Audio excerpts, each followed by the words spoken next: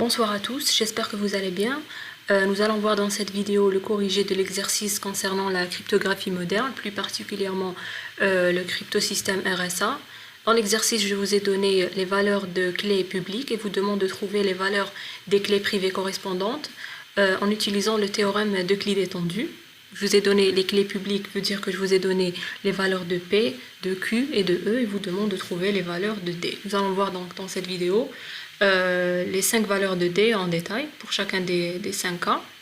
On commence par le premier cas où je vous ai donné un P égale à 13 et un Q égale à 17.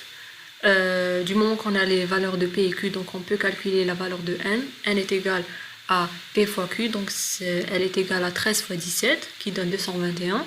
On peut aussi calculer la valeur de phi de N. Phi de N est égal à P-1 fois Q-1, donc c'est égal à 13 moins 1 fois 17 moins 1, donc c'est égal à 12 fois 16, c'est égal à 192. Maintenant, on essaye de calculer D, tel que D est l'inverse modulaire de E. Du moment que je vous ai donné un E égal à 5, donc D est l'inverse de 5 modulo phi de N qui est 192. Nous allons commencer par l'exécution de l'algorithme. Il faut initialiser le vecteur A en 1, 0 phi de N, donc 1, 0, 192. On initialise le vecteur B à 0, 1, E, donc 0, 1, 5. On procède à une division entière. On divise phi de N par E. Plus précisément, on divise A3 sur B3. Pourquoi j'ai corrigé ça? Parce que si on dit qu'on divise toujours phi de N par E, c'est-à-dire qu'on va utiliser toujours les mêmes valeurs. Mais si je dis qu'on divise A3 par B3, veut dire que ces divisions-là, quand elles vont se faire tout au long de l'algorithme, elles vont toujours prendre les dernières valeurs que prennent A3 et B3. Donc on divise A3 par B3, donc c'est 192 par 5, ça nous donne une valeur entière égale à 38. Après on va calculer le contenu du vecteur T. T est égal à, généralement, au vecteur A moins le Q, le quotient qu'on a trouvé, fois B. Donc c'est A1 moins Q fois B1, A2 moins Q fois B2, A3 moins Q fois B3. Donc si on fait les calculs, ça va nous donner 1 moins 38 et 2. Après on met dans le vecteur A le contenu du vecteur B, qui est là. Donc c'est 0, 1 et 5. On met ensuite dans le vecteur B le contenu du vecteur T, qu'on a déjà calculé, c'est 1 moins 38 et 2. Et là on teste la valeur de B3. Si elle est égale à 0, on va dire que l'inverse n'existe pas. Si elle est égale à 1, on va supposer que l'inverse existe et l'inverse serait présent dans la variable B2.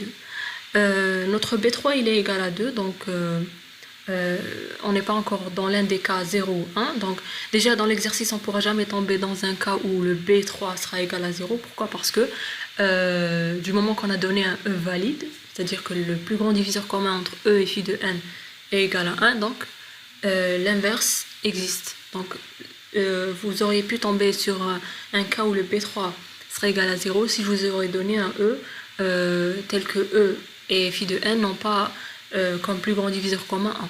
Voilà. On a un 2, donc on reboucle. On va encore calculer le quotient qui est A3 sur B3. Regardez là maintenant. Le A3 c'est le 5 et le B3 c'est le 2. La division entière nous donne un 2. On calcule de la même manière le contenu du vecteur T, c'est A moins Q fois B. Il nous donne moins 2, 77 et 1. On met dans le vecteur A le contenu du vecteur B, 1, moins 38 et 2. Donc comme je vous ai dit, on met toujours les valeurs les plus récentes. Par exemple, on met celle-là, on ne va pas mettre 0, 1 et 5. On met toujours les dernières valeurs qu'on a. On met après dans le vecteur B le contenu du vecteur T qu'on vient de calculer, qui est moins 2, 77 et 1. Là, on va tester notre B3. On remarque que le B3 il est égal à 1, veut dire que l'inverse existe et veut dire que l'inverse se trouve au niveau de la variable B2. B3 est égal à 1, donc l'inverse existe et il est égal à 77. Donc la clé privée correspondante à la clé publique que je vous ai donnée, qui est N221 et E5, est égale à 77. Pour vérifier que le D qu'on a calculé est valide, il suffit juste de calculer le produit E fois D. Si E est inverse de D, veut dire que E fois D est congru à 1 modulo phi de n. Donc on va essayer de calculer le E fois D. On va voir si on tombe sur un 1. Si on tombe sur un 1 veut dire que E est l'inverse de D, vice versa. Si on tombe sur une valeur différente, veut dire que le D qu'on a trouvé est faux. E fois D, c'est la valeur de E qui est 5 fois la valeur de D qu'on a trouvé qui est 77 modulo 192 qui est phi de n. C'est égal à 385 modulo 192. Là, on ne peut pas laisser la valeur telle qu'elle. Pourquoi? Parce que quand on parle de congruence, ce qu'il y a comme valeur ici, c'est le reste de la division entre 385 et 192. Donc, qu'est-ce qu'on va faire? On va écrire 385 sous forme de quotient et de reste. Donc, 385, c'est égal à 192 fois 2 plus 1. Et donc, le résultat nous donne un 1, car le 1, c'est le reste de la division de 385 sur 192. Donc, toujours quand vous tombez sur un chiffre qui est grand, dans le cas du modulo, il faut toujours que ce chiffre doit être toujours compris entre 0 et la valeur qui est entre les crochets, qui est le modulo. Ça ne doit pas dépasser. Si ça dépasse, il faudra calculer le reste de la division. Donc, si ça ne dépasse pas, c'est toujours la même valeur. Pourquoi? C'est parce que ça sera toujours la valeur du reste. Et le quotient, dans ce cas-là, puisque c'est inférieur, sera égal à 0. Voilà, on tombe sur une valeur qui est égale à 1. Donc, E fois D congru à 1 modulo phi de n veut dire que D est réellement l'inverse de E modulo phi de n. Donc, voilà pour le premier cas, c'est assez simple. On passe maintenant au second cas où je vous ai donné un P égale à 7, un Q égale à 13. On peut donc calculer le n. n c'est P fois Q, c'est 7 fois 13, c'est 91. Donc on peut aussi calculer le phi de n qui est le P moins 1 fois Q moins 1. Donc c'est 7 moins 1 fois 13 moins 1, c'est 6 fois 12, c'est 72. Maintenant on calcule le D tel que D est l'inverse de E modulo phi de n. Donc D est l'inverse de 17 modulo 72.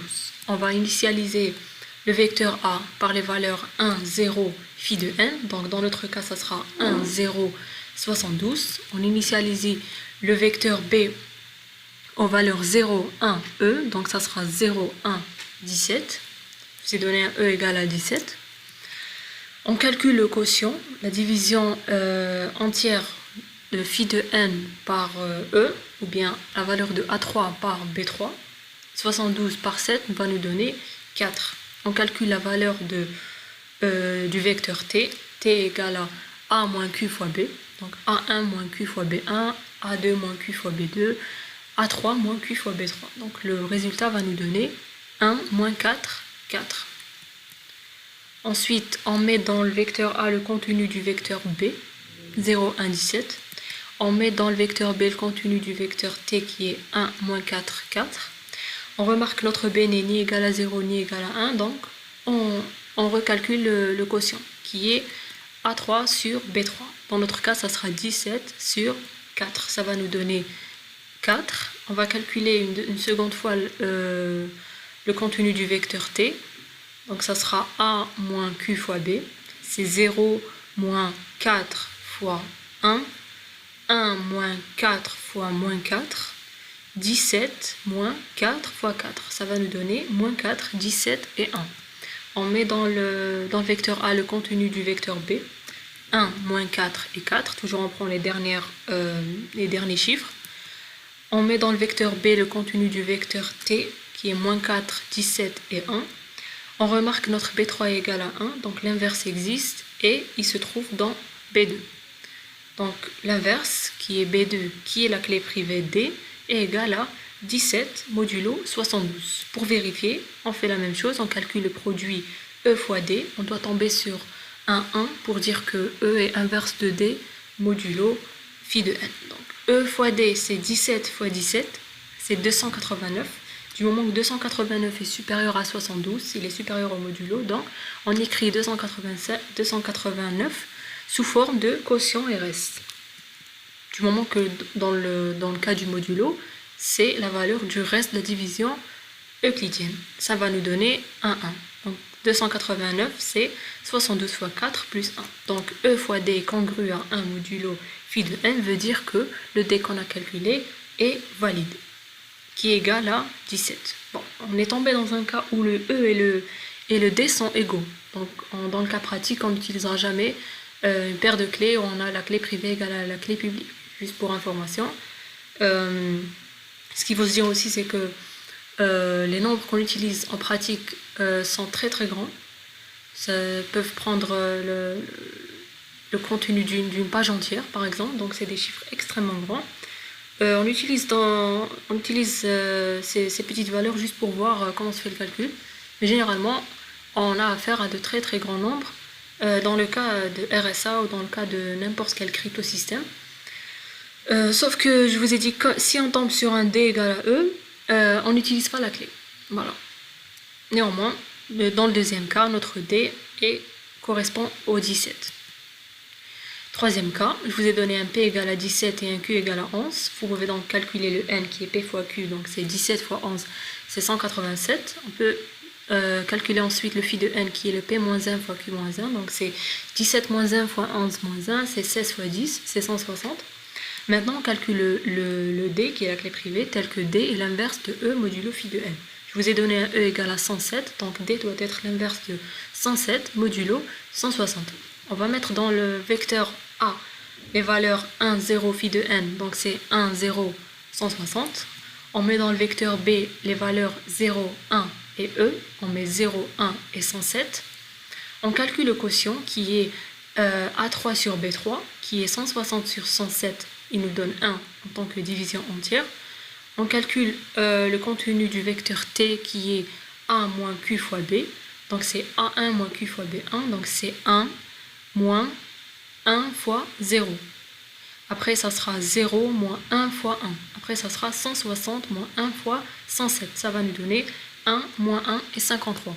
On met dans le vecteur A le contenu du vecteur B, qui est 0, 1, 107. On met dans le vecteur B le contenu du vecteur T, qui est 1, moins 1, 53. On remarque que notre B3 n'est pas égal à 1 et n'est pas égal à 0, donc on continue le calcul. On calcule une seconde fois le quotient qui est A3 sur B3, qui est 107 sur 53. On tombe sur un 2.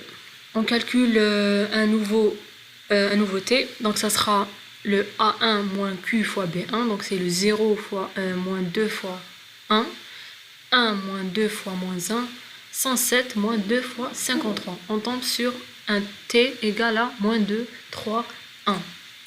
On met dans le vecteur A le contenu du vecteur B.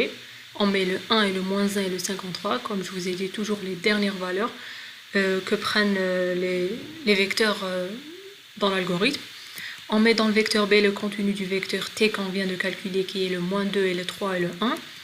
Là, on remarque que le B3 est égal à 1, donc l'inverse existe, et on va le trouver dans le contenu du B2. Donc l'inverse, qui est la clé privée, qui est D, va être égal à 3 modulo 160. Pour vérifier que notre D est valide, on calcule toujours le E fois D, on doit tomber sur un E fois D égal à 1 modulo phi de N. E fois D, ça sera 107, qui est E, fois D, qui est 3 qu'on vient de trouver. Ça va nous donner 321. 321 est supérieur à 160, donc on écrit 321 sous forme de division plus reste, pour qu'on puisse garder uniquement le reste au niveau du calcul. 321, c'est 160 fois 2 plus 1. On remarque que le reste de la division, c'est 1, donc la valeur finale est égale à 1. Si la valeur finale est égale à 1, donc E est bel et bien l'inverse de D modulo phi de N. Et D est aussi l'inverse de E modulo phi de N. On passe au quatrième cas. Je vous ai donné un P égal à 11 et un Q égal à 13. Donc vous pouvez calculer le N. N égale à P fois Q égale à 11 fois 13 égale à 143. On peut calculer le phi de N. Phi de N égale à P moins 1 fois Q moins 1 égale à 11 moins 1 fois 13 moins 1, c'est 10 fois 12, c'est 120. On calcule le D, qui est la clé privée, tel que D est l'inverse de E modulo phi de N. D est l'inverse de 7 modulo 120. Donc je vous ai donné comme clé publique E égale à 7. On commence par initialiser le contenu du vecteur A. On mettra dans A les valeurs 1, 0, phi de N. Donc on met 1, 0, 120. On met dans le vecteur B les valeurs 0, 1, E. Donc on va mettre 0, 1 et 7. On calcule le quotient qui est A3 sur B3. Ça va nous donner 120 sur 7. Comme résultat, ça va nous donner un 17.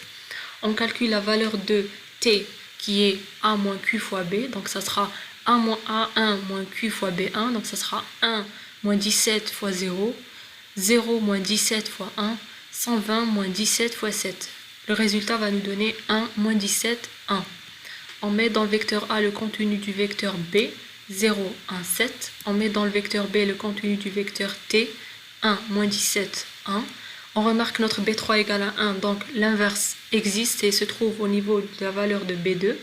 Donc l'inverse qui est la clé privée qui est D égale à moins 17 modulo 120. Donc vous remarquez là qu'on tombe sur une clé négative, c'est pas un problème, donc on peut la laisser telle qu'elle. Néanmoins on peut la transformer en positif du moment qu'on a le modulo. Donc comme méthode, on peut écrire moins 17 égale à 120 fois moins 1 plus 103. Ou sinon, chaque fois qu'on a un chiffre, un nombre négatif, donc ça c'était ma méthode que j'utilisais en examen, vous prenez votre nombre négatif et vous ajoutez plusieurs fois le modulo, qui est le phi de n. 117, vous ajoutez 120. Si vous restez toujours dans un nombre négatif, vous continuez à ajouter. Dès que vous tombez sur le premier nombre positif, c'est ça la valeur, ça sera ça la valeur de la clé privée. Dans notre cas, on va juste ajouter 120 une fois puisqu'on est proche un peu du positif, ça va nous donner 103. Donc la clé privée, on peut soit la laisser moins 17 ou bien 103. Mais de préférence, il vaut mieux utiliser la clé privée comme étant un nombre positif. Donc voilà ce qui est bien avec le module, c'est que on peut tomber sur plusieurs valeurs. Donc même si vous mettez comme clé privée moins 17 ou bien 103 ou bien 103 plus 120 ou bien 103 plus 2 fois 120, etc. À chaque fois vous ajoutez un tour, ça n'affecte pas. Pourquoi? Parce qu'on est toujours dans le modulo. On va vérifier que notre D est correct. On va calculer le E fois D. On doit tomber sur un E fois D congru à un modulo phi de n. E fois D, ça sera la valeur de E qui est 7 fois 103.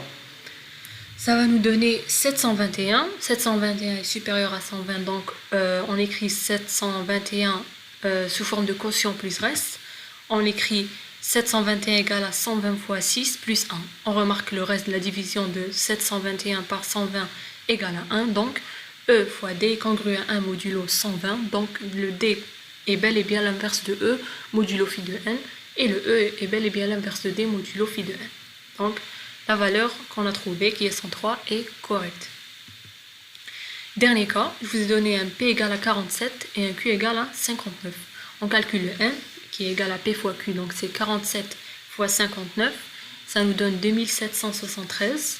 On calcule phi de N, qui est P moins 1 fois Q moins 1, donc ça sera 47 moins 1 fois 59 moins 1, donc ça sera 46 fois 58, ça va nous donner 268. Donc pourquoi on calcule phi de n? On calcule phi de n pour pouvoir trouver son inverse, l'inverse de la clé publique, modulo ce phi de n. Donc on peut, la relation qui existe entre E et D, elle est modulo phi de n. Par contre, dans le chiffrement, c'est toujours modulo n. Donc si par exemple la relation entre E et D était modulo n, donc via n et e qui sont publics, on peut tomber sur le d. Mais puisque phi de n n'est pas connu, pourquoi elle n'est pas connue? Parce que p et q ne sont pas connus, donc on ne peut pas tomber sur le d. On va calculer le d tel que d est l'inverse de e modulo phi de n, donc d est l'inverse de 17 modulo 2668. Je vous ai donné un e égale à 17. On va initialiser le contenu du vecteur a. Ça sera 1, 0, phi de n, ça sera donc 1, 0, 2668. On initialise le vecteur b qui est 0, 1, e, donc ça sera 0, 1, 17.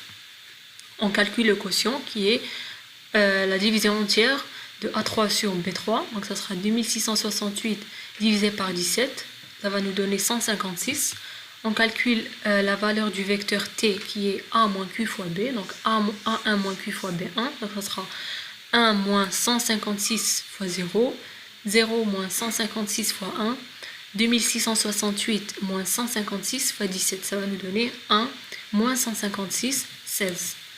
On met dans le vecteur a le contenu du vecteur b qui est 0, 1, 17. On met dans le vecteur b le contenu du vecteur t qui est 1 moins 156 et 16.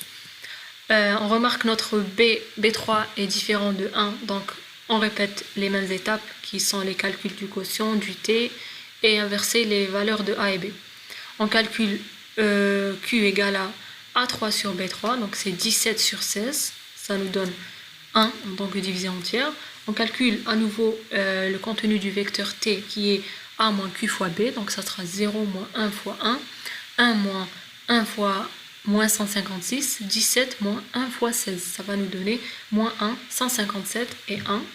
On met dans le vecteur A le contenu du vecteur B qui est 1, moins 156 et 16. On met dans le vecteur B le contenu du vecteur T qui est moins 1, 157 et 1.